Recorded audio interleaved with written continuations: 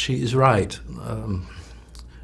When Hitler came into power, I was 7 years old, and at 10, I had to join the Hitler Youth. That was the law. But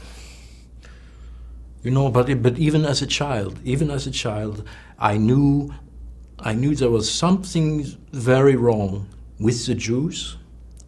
They were being constantly attacked. But in the church I attended, I never heard anything about this. There was no outcry from the organized churches. So we were blind.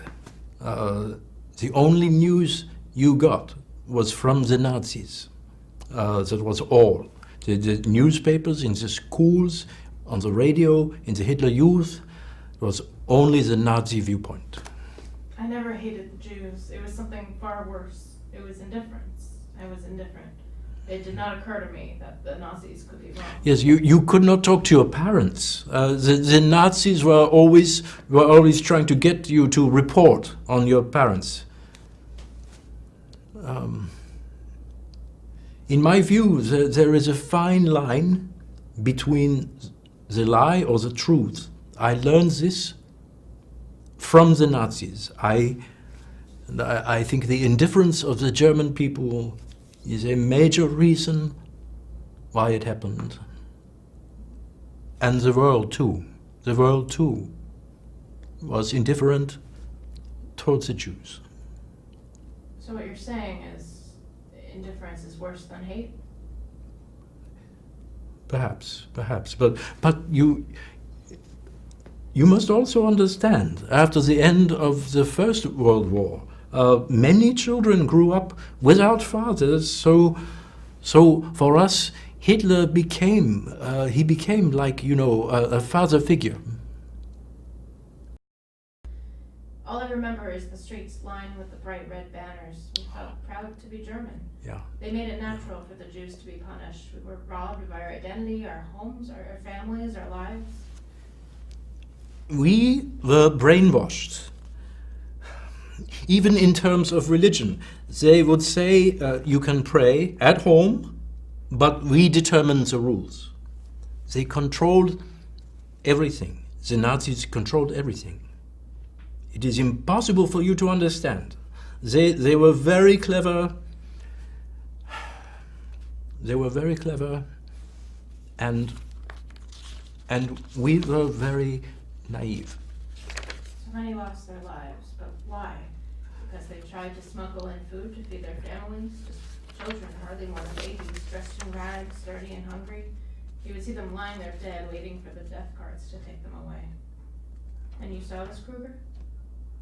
Yes, of course, yes. And how did it make you feel?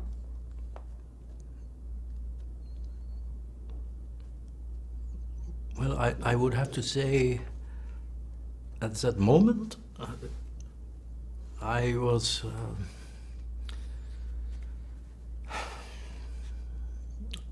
able to detach myself from such things. What were the conditions like in the ghetto? They were awful. They were awful. Yes, appalling.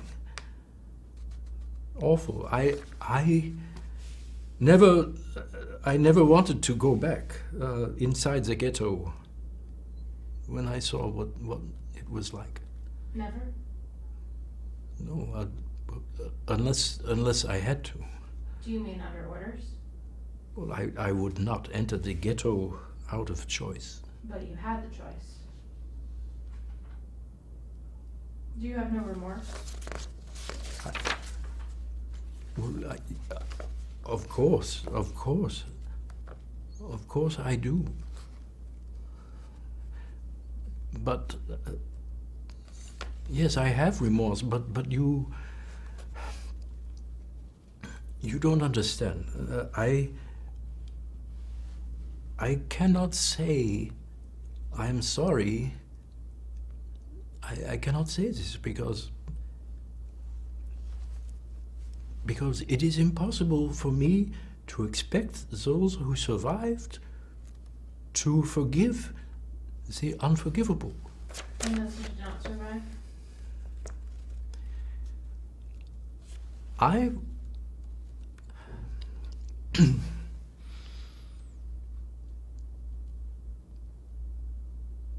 I was a coward.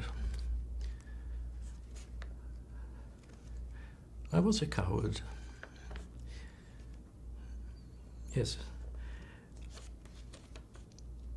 I told myself at the beginning, whether I lived or died, that this is my job. My job.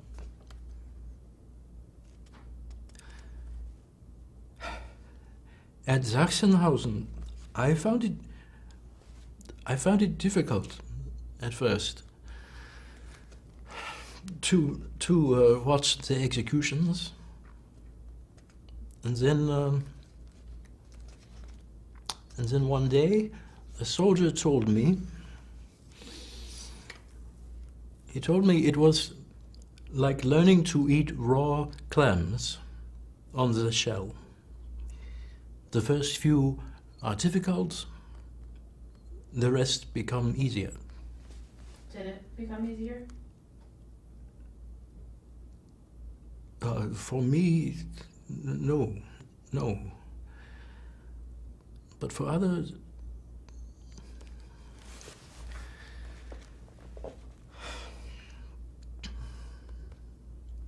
it was awful to see the hunger in their eyes for more. That is the truth. Watching the pain of prisoners crying as they watched the execution of friends and family and realizing their own fate.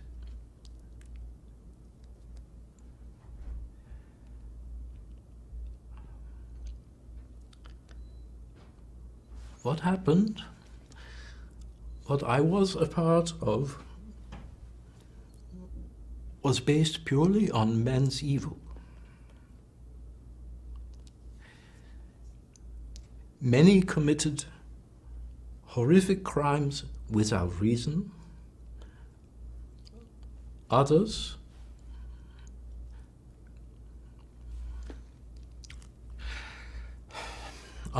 committed crimes because we were too scared.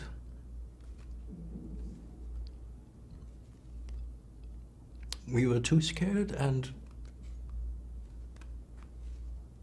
too selfish to stand up against that evil.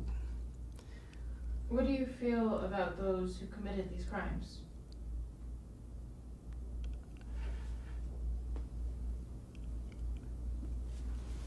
I see myself as a criminal. Yes, a criminal. My participation offers nothing more than that.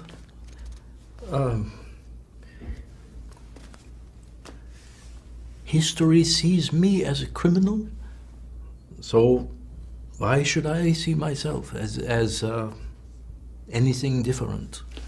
And that is how you feel, sincerely? Yes. Yes, it is. Yes, it is. But you know the West that promised genocide would never happen again, it is also guilty.